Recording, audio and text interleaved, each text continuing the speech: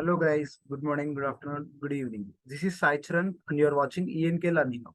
Let's start solving today's question. Show first name, last name and the full provenance name of each patient's example.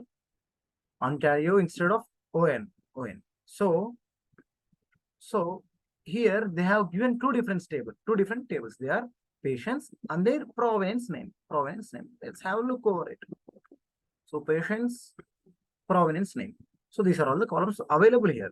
So we already discussed that whenever there are more than one different tables, we must prefer solving the question by means of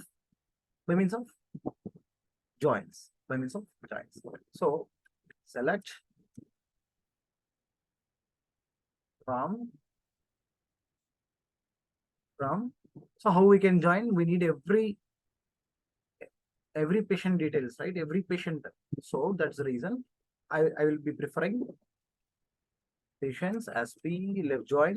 That's the reason I'm preferring left join. Okay, left join provenance names as PN on.